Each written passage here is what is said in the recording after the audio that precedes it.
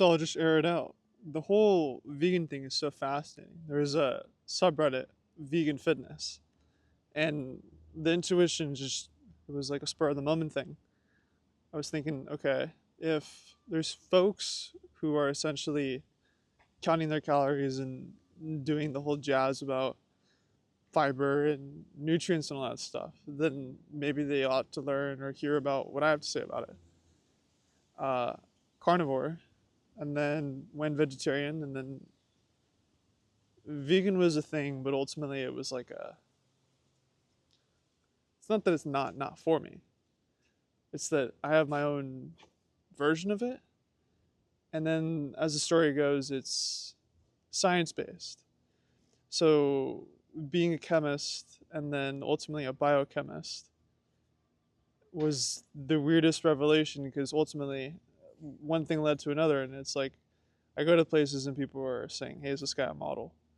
But then I'm sitting there, I'm like, well, I'm just a mild mannered guy. I just happen to know about science. So then it became this whole thing about meshing the biochemistry with the foodology, the science of food, the science of the psychology of food.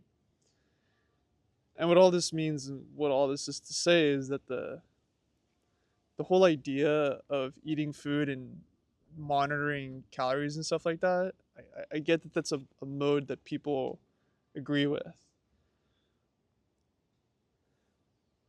But for me to have been a carnivorous athlete to then being a carnivore couch potato to then within essentially what was a year of renegotiating my whole life and then a whole nother year of applying what I renegotiated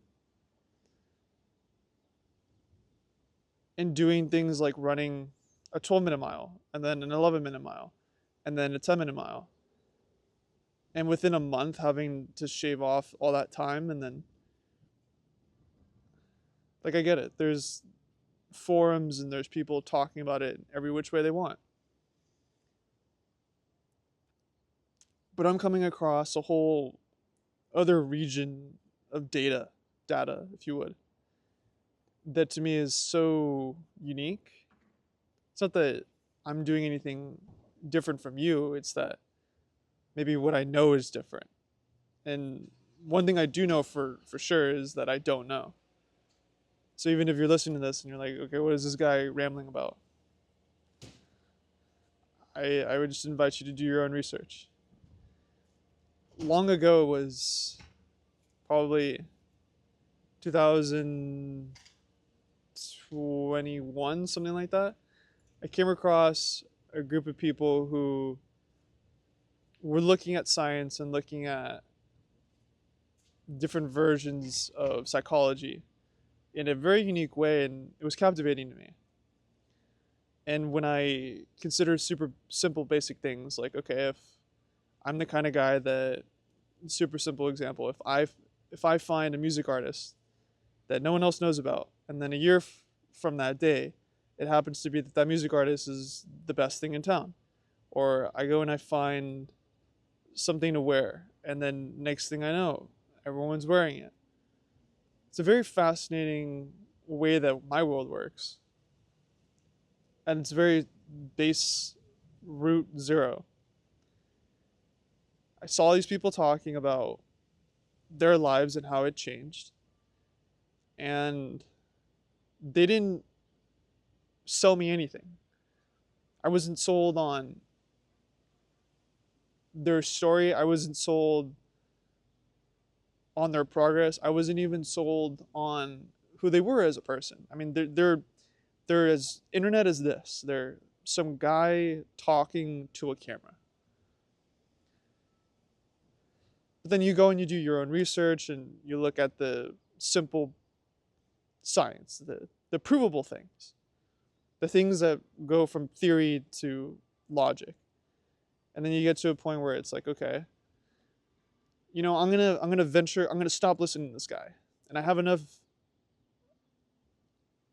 material to go research. And if I happen to find a key and I open a door and that door leads me to the same room that these folks are in, then there's something true about what they have found, what they decided to tell, and what I listened to, what I understood, and what I decided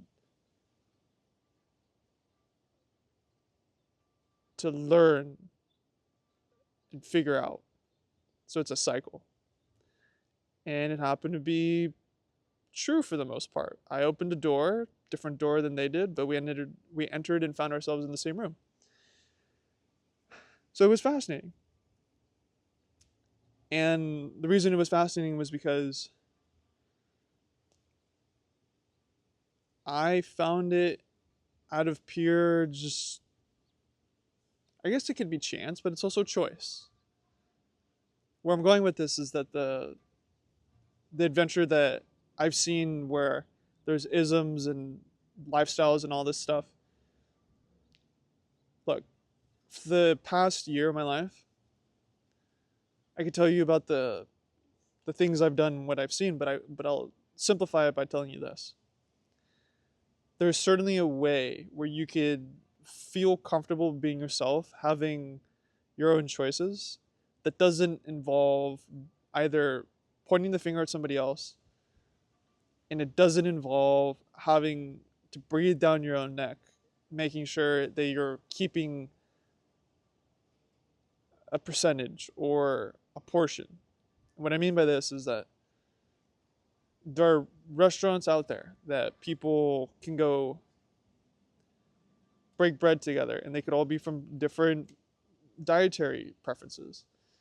Just in the same way that you don't ever have to go eat out, because you can make food at home, and that food you're going to make at home could, in a very honest sense, be better than any food that you could ever go to a restaurant and buy.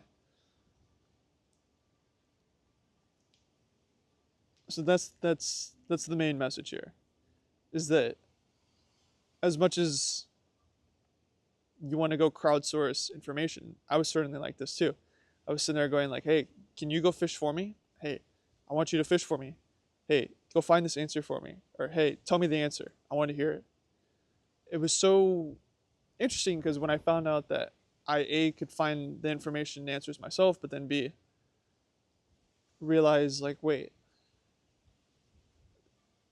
whatever they're going on about might not be for me. Is the same way that in this video, if you're 7 minutes and 50 seconds in this video, it's like a very simple resonance thing. You're this far into the video because this concept simply resonates with you. And that's the fascinating part up until 24 years of my life.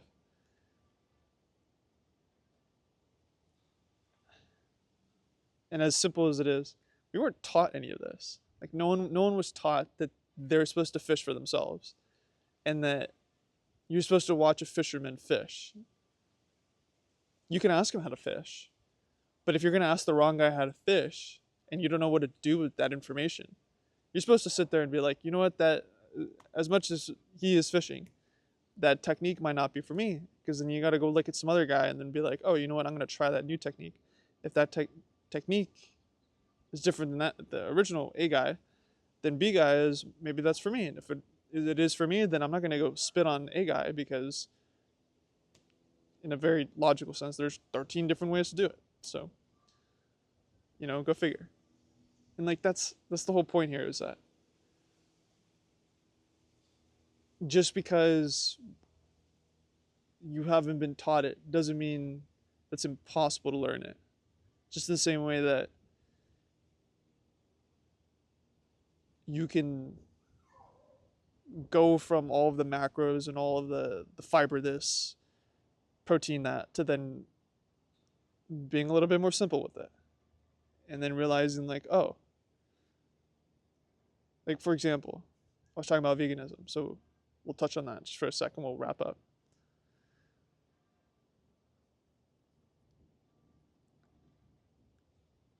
For the Hispanic folk that grew up in that kind of a culture, it's not that it's hard to be vegan. It's that it's very similar to the Middle Eastern side of the world, which is also very similar to all of the Asian part of the world, which is very similar to the whole world, but in a very localized sense. The emotional intelligence to essentially put your own pants on and to do something that you feel like doing, something that is not taught in the Hispanic world. When I found out about that, it was like, wait,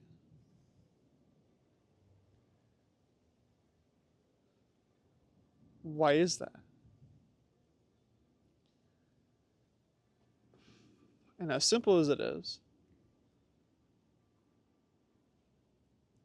it's because people keep nitpicking at the isms, and they're trying to filter you into something that they might not understand you as. And whether you cave in or not is a completely different situation, but the whole idea of this ramble is what might work for you may be something that you have to go find out about and learn about and come across. Because the way that the world is spinning today is a completely different groove, completely different.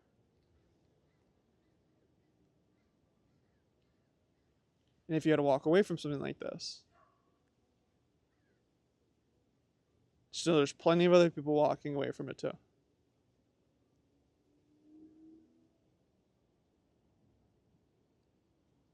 So yeah, I'm gonna go look at some of those lemons. Take care. All the best.